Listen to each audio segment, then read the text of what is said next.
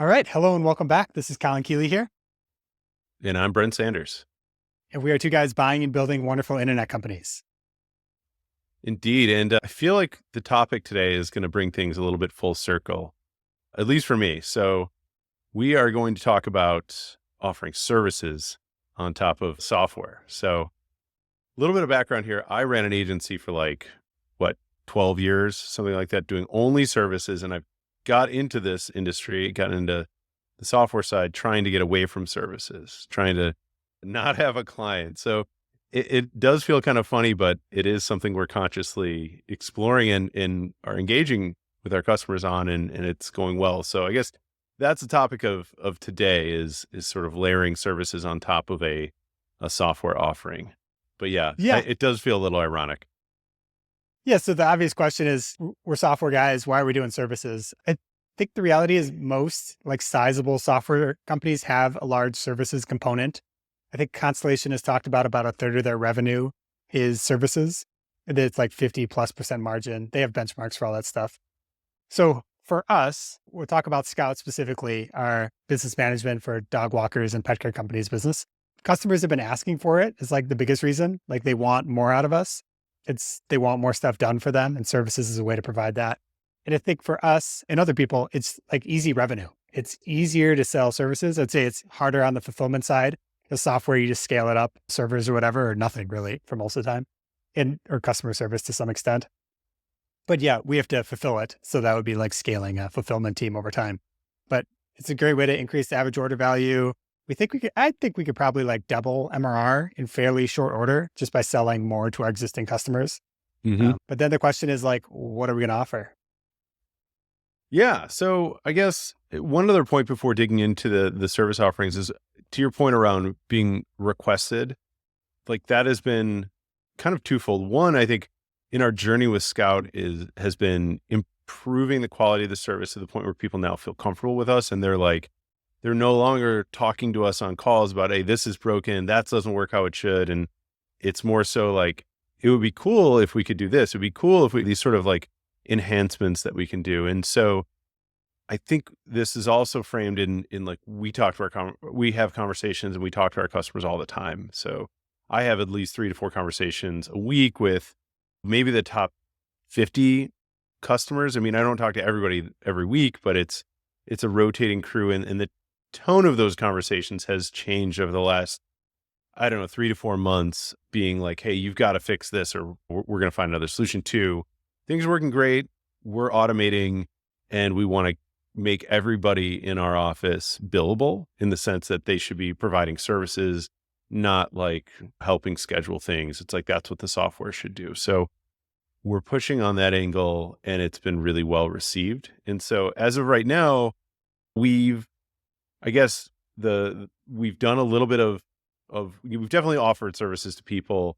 Some have said yes, some have said no. We've done a couple of like tech engagements that have really not been charged for it to the extent that they kind of should have. And they were just kind of like, hey, let's experiment with this, which is brought up this question of like, okay, how do you, and I think this is the most interesting part of this conversation is like, how do you transition from, hey, there's these really nice guys, Colin and Brent, that will do free stuff for us or do stuff for us on top of our software platform. How do you transition that conversation to, hey, we want to actually charge you for this and basically pass the test that you're delivering value and you're willing to pay for it?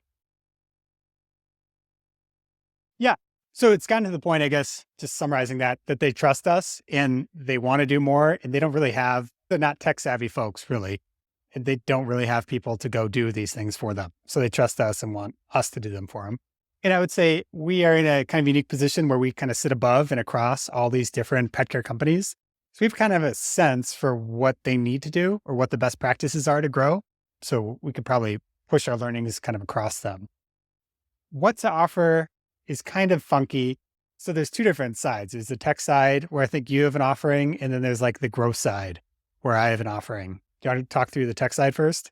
Yeah, I mean, the tech side is really from what we're hearing from folks, it's 2 main things. One is integrations, which we've already kind of we've added first class, like QuickBooks and Xero accounting integrations. We've we've integrated one or two customers, like they purchase a specific product and we integrated that for them.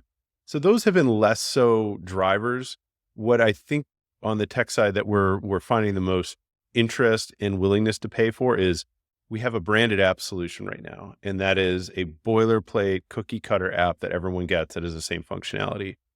But what we're finding a lot of interest in are people that, hey, we want to do something different. We want to onboard people differently. We want to allow them to book different types of services or even combine different businesses. Like we have a grooming business that's starting up that is being combined with another one. So just the ability to bend the rules for them is kind of what I'm hearing on the tech side is the most interesting. And that does relate back to growth. That's like user acquisition. That's, hey, I want them to be able to sign up and start booking right away. We have really ignored historically like the wagon rover competitor model where it's like using Scout, you have to book an upfront appointment. There's usually an assessment. There's very little like, hey, book this, put in a credit card and we'll show up at a stranger's house and walk their dog.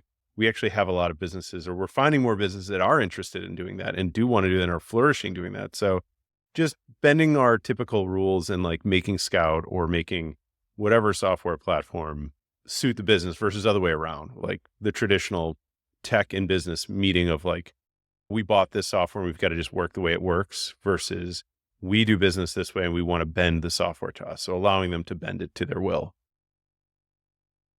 Yeah, I would say on the growth side, there are best practices to grow local businesses like this, local service businesses. I always struggled with like scoping it. So the best ways to grow are improving SEO. So we were already making kind of SEO optimized websites for folks and landing pages, kind of one-off. We've audited their performance for other ones. A Google review service, like getting more Google reviews with drip campaigns by text.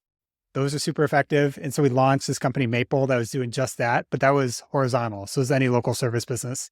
So we got some trial customers there. And I always struggled with like, should this be just a part of a larger offering?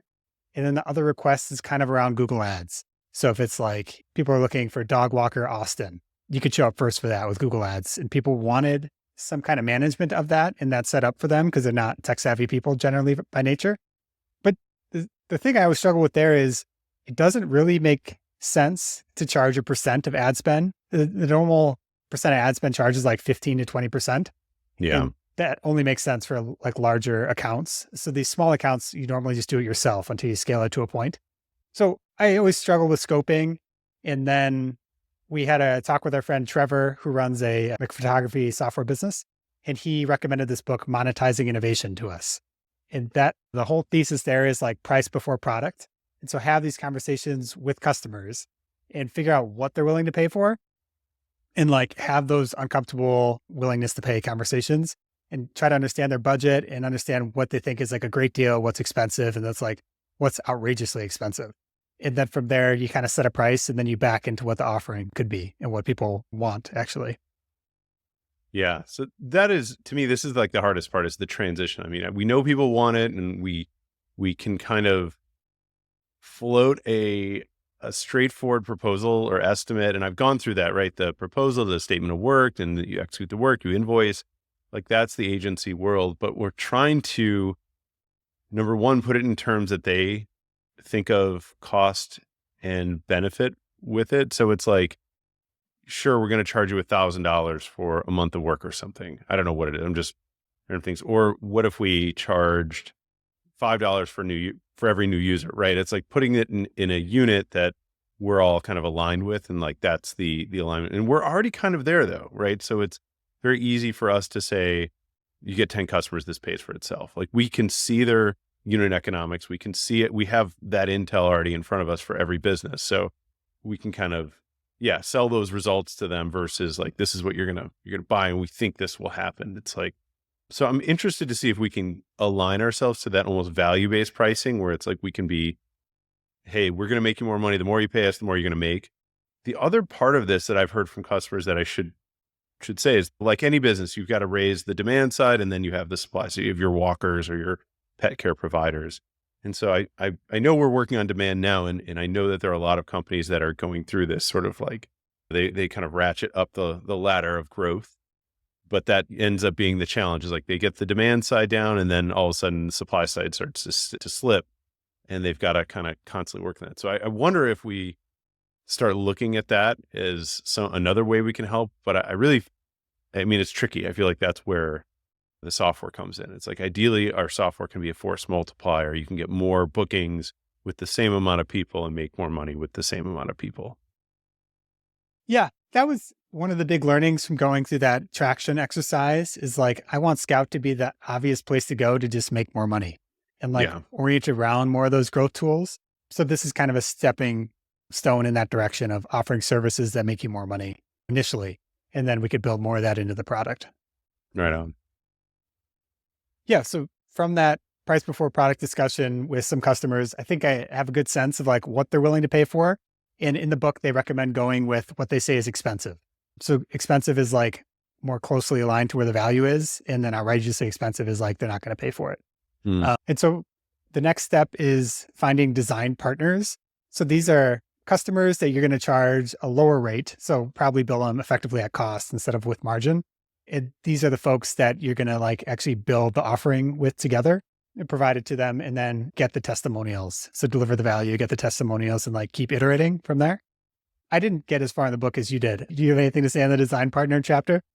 Yeah, I mean, I think like I'm going through that right now. I've put one of these design partner agreements in front of at least one customer so far, and it's been a little like, I think one of the challenges that we're running into in this one particular case, and so number one, getting this agreement. So Common Paper has a template or a design partner agreement that's on their site that you can generate, and it's great, right?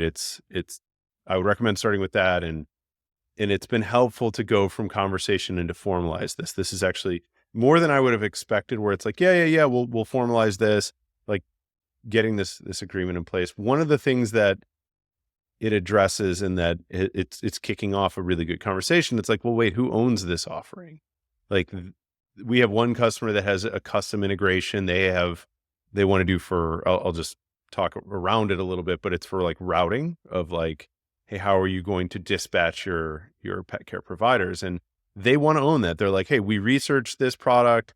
They don't own the product, but we're integrating with it. And it's tricky to kind of navigate that. I would say that's the first challenge I've run into. But getting this document in front of them makes it feel like this is official, that they're actually a part of something. And it's different. Whereas a lot of, I think what we've seen in the book, it's kind of built around startups, right? Oh, you have no customers. You're going to find your first couple of customers. For those that are out there that have either tried to do a startup or maybe had a new software solution, it's a very good process that they've added structure to, both Common Paper and the author of this book, around, okay, how do you get that first paying customer, or that first customer that's like, hey, if you build this, we'll buy it. And it's like, let's get that on in some form of agreement. It may not be binding, but at least I can take it to investors and say, hey, we've got somebody who's going to buy 100 seats as soon as we launch XYZ. So it's not just this founder selling the tech team on building some junk that they're like, okay, I'm going to spend 6 months of my life and then nobody's going to buy it. So this is a shout out to Trevor for kind of putting us on this path. But the book really, I think the key takeaways for me so far, again, I'm not through it, but the key takeaways have been, get this formalized into a document, get it signed, get started, and then have regular what to pay conversations. The how much to pay conversation is really important. And I think it's just kind of opens this door of knowing like, hey, this isn't going to be free. And that's the thing that I struggle with in these conversations is I'm kind of a pleaser. I want to say, hey, we're going to roll this out. We're going to do that. And these are the features we're going to do that are part of your subscription. And then you want to do more stuff. It's hard to transition that conversation without having kind of really good sales skills, this is kind of where I'm lacking, is like, okay, let me stop the fun and be the wet blanket and say, hey, you're going to have to pay for that. But if you can kind of wrap your arm around them and say, hey, how are we going to structure this? Like, we got to build something. There's cost for us. There's value for you. How do we find this? Like, help me come to a conclusion. And what I've found so far is like, people are once you pose that question, they empathize and they're like, okay, yeah, so let's figure this out. And they take it real seriously. So far it's been successful. But that being said, right, like the impact on MRR is going to be significant. So going from, hey, you're charging 39 a seat plus 18 additional seat to like, this now kicks us into, okay, well, actually it's going to be 1,000 a month, 2,000 a month. So to your point, a third of MRR is one thing, but doubling MRR, I could very easily see this doing, and without, I think, bogging our team down and without having a high cost necessarily, it should still be something we can leverage our team for and not be like, oh, well, I have a software company, but I also am providing services. It's like the software is still providing that service. There's just kind of a layer of human sprinkled into the mix. Yeah. That a third comes from more enterprise companies that are charging Yeah. much higher rates. So for our self-service, it would be monstrous. The one example in the book is 90% of startups fail. People are notorious for building things that no one wants. And so his example is like car companies are always trying to launch a new line. They fail most of the time. The one that was a big success somewhat recently is Porsche launched an SUV, Yeah. and they designed it kind of with the input of customers all along the way. And what they figured out is like people were moving away from Porsche because they're having families and stuff, and it's not super practical to have a little race car and a bunch of kids. And so when they were designing it, they figured out they didn't want to pay for fancy manual transmissions. They wanted useful things like cup holders. Yeah. And so they The actually cup holders is great. they actually designed a vehicle that people want to pay for, and that with features that people are happy to pay for, instead of like all these other companies that launch these kind of oddball like feature sets that don't provide any benefits really to people that they're interested in. Easier said than done. I mean, there's an art to it. I think one of the other case studies, I could be messing up. This is either Goodyear or Michelin, one of the tire companies switching. They had a technology around massively extending the life of tires, and they decided, hey, well, we're going to change our pricing model. We're not going to try to charge fleets by the sets of tires, but rather by the mile, right? So it's like, let's align our incentives. That was the big takeaway that I'm trying to walk away with and be like, how can we'll just charge you for, I mean, it can't just be the good outcomes, right? It can't be like, hey, for every new customer that stays, we're going to get a commission, because they're not going to want to give up, a lot of that. But I think there's some way of doing this where you can put the pricing in a manner that it's like, it's a no brainer, right? It's just, and if we don't use it, we don't pay for it. And that's the thing I'm still kind of meditating on and trying to figure out, okay, how do we find that balance? And that's sort of the holy grail, right? The value-based pricing, where it's like, oh, we're all on the same street, and when you make money, we make money, and everyone's happy, and there's no sunk cost. But I haven't struck that yet for this. I don't know how we're going to do that. Yeah, that was Alex Hormozy's whole thing. So we had Gym Launch, which is not that dissimilar from our like growth services for pet care. He did it for gyms. Yeah. And he eventually landed on this like no-brainer offer of, I'm going to double your revenue or it doesn't cost you anything. But before that, he was charging $10K a month or $10,000, $50,000. And like, I think we just have to start with the flat rate and not get overly creative. Yeah. And then down the line, if you want to do some usage-based or success-based fee, maybe you could do it.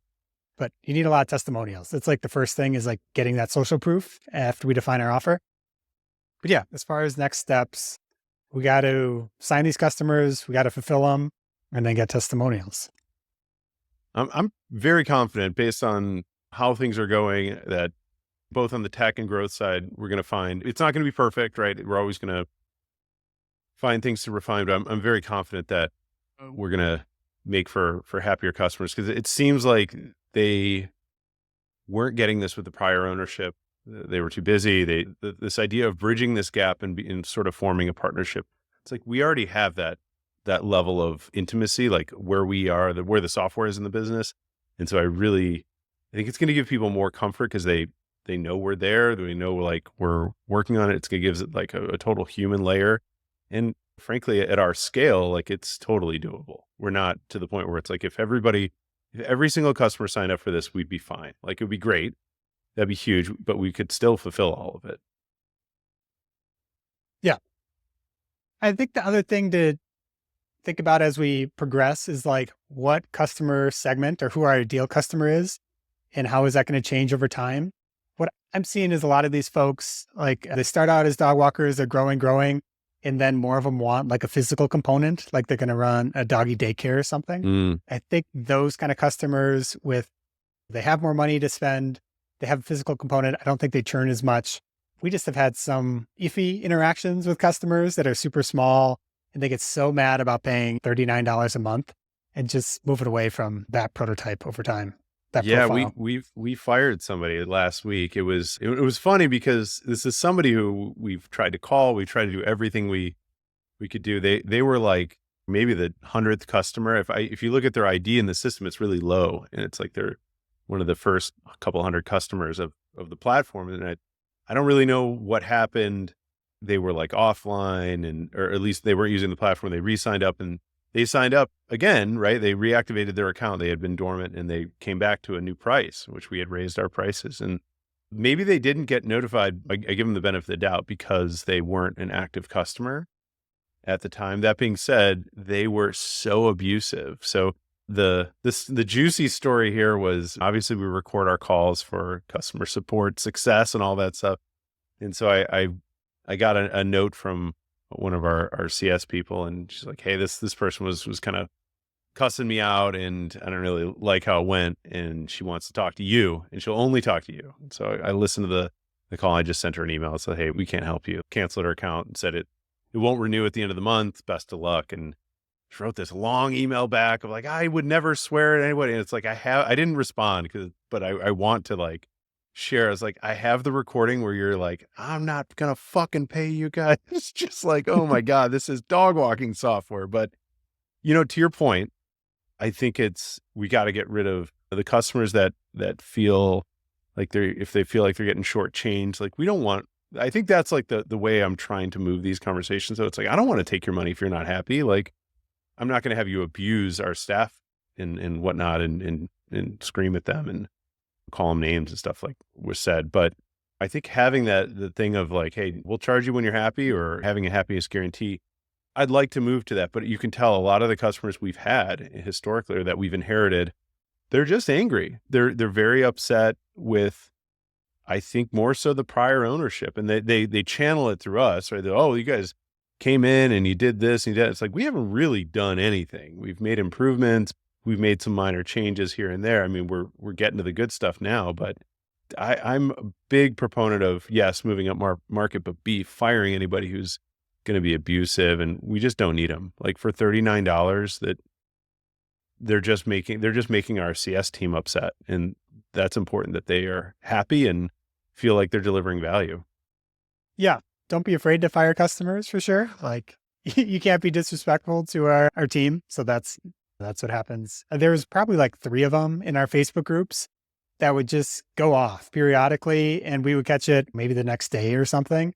And like if they were plants from a competitor to like get our customers to defect, I'm not sure they would have behaved any differently. Yeah. Yeah. But Yeah. And it's funny. they wouldn't say they're clearly customers because they had screenshots and stuff, but they would never say who they were attached to or like what account they were on. And they had these like kind of anonymous names that I could never find in the system. So yeah, they're gone now. And you notice like, and by the way, like we have won some of those folks over. Like if they don't, and these were people where I'm like, "Hey, let me get on a call with you. I've never spoken to you. You're complaining about these." Like when I do get on those calls with people and listen to them, we make changes, and they come back a month later and they love us. They're happy. Right. And so it's like, if you aren't willing to be constructive, like drop those folks, like just get them out of the platform. They're just going to be toxic, especially if you have inherited like a Facebook group. So yeah, like I look forward to it. It seems like every month we work on this, we get more and more happy customers that are growing their business and aren't bitter and angry with whatever situation they're in and blaming us. So it's really nice to see that like the tides have definitely turned and hopefully continue to go in that direction. But yeah, I'm not gonna subject anybody for $39 to abuse. Got to pay a lot more than that. Yeah, thousands of dollars a month at least. Yeah, there you go. I guess the one other update on Scout is we tried this freemium idea for the last few months, and we saw a big uptick in new trials. So maybe 4 to 5x, I think, but way fewer actual conversions to customers. And so the way it was structured was they had to trip up some number of walks a month, and then they would convert to customers. They just weren't doing it. So that was a surprising result to me. I don't know. Do you have any thoughts on it? Yeah, it was a surprise because we thought the main thought here was that it just takes a longer time to set up your business. A lot of these people are coming from Wag and Rover, and I think they didn't realize like, oh, I have to like create my own services. I have to like input a bunch of stuff. And I think that the lessons learned here is like, we need a like a way to click a button and you get all your services, you get a bunch of stuff in a box, and then you can go and edit it. Like it does come with stuff. It isn't that bare. Like you can use the product immediately. We got to add a customer. Like Wag and Rover, they bring the customers. So it isn't totally surprising. And we've turned that off this week, and our team is really happy about that because it was a lot of extra work on the support team. But yeah, I'm bummed that we didn't get the results we wanted, or at least some sort of uptick. We did. But yeah, we need there to be some sort of like lock in of like, hey, are you going to use this or not? And I don't know. I think we should continue working through this. The next idea that I think I'd like to try is doubling down on that Wagon Rover and starting that like knowing there's that integration. Like they come to Scout. We've talked to Wag before. They know their customers leave to start their own businesses, and Scout is one of the main platforms they end up on. It's like if we made it easy to do that, it would help people bridge that gap to like, hey, I'm going to hop into a new business and stop paying these guys 30-40%. Yeah. Yeah. I want to pick that fight with them. I think that's a good fight, punching Yeah. up. And yeah, I think it's a no-brainer to build your own business. I guess the one other development in our space is our biggest competitor sold Oh to yeah. like a large PE roll-up. I think it's good. Generally, it really made all the Facebook groups of like dog walkers super skittish. They became super uncomfortable selling out to private equity, but I expect it'll be good for us long term. Yeah. Yeah. I tend to agree. It's a sign that it's working. I mean, they did a great job with their product offering. I think it's been a much more like stable option to Scout, in the sense that while Scout it seemed to have kind of doubled back during COVID, they really were kind of building out their services. And I think we're now doing it, right? So it's like we've acquired it and we've made all these improvements. And as those see the light of day, we're going to be able to kind of pull out some of the stops and kind of move ahead of them, is my hope. But then again, they have a war chest of private equity money. But I don't know. I mean, when I think about this, if I'm guessing what's going to happen, if it's like most private equity deals, they're going to slash investment. They bought something, they're going to start trying to reap that, and maybe they're going to try to integrate it more. I think it was a part of Daysmart, part of like another suite of business management tools. Yeah, exactly. So it might start to turn into a bit of like, hey, we're going to start integrating all the other Daysmart things so you can switch between this product, and that may not be where the customers want to go. So my hope is we can come back with a vengeance and gain not some, but a lot more walkers from that. Yeah, I expect it's an opportunity. The traditional private equity playbook is like raise prices and cut costs. And the Facebook groups are going to go absolutely nuts the next time they raise prices. So Yeah. hopefully we could be there to catch them. Yeah. Anything else you want to talk about? No, this has been great. I forgot about the timed pet acquisition. That's a good one to raise. But yeah, that's what's going on here. Like things are cruising. I think we're going to start to see, as we get a lot of the new tech that we've been working on out and in people's hands, they see things continue to grow. So I'm excited. Yeah, it's exciting times. It's also 85 degrees in Austin today and like 70s in the Midwest, I think, this week. So crazy times. Yeah. Yeah, not in Cleveland. It's cold and rainy. Nice. Okay. Well, take care. Till next time. Thanks for listening.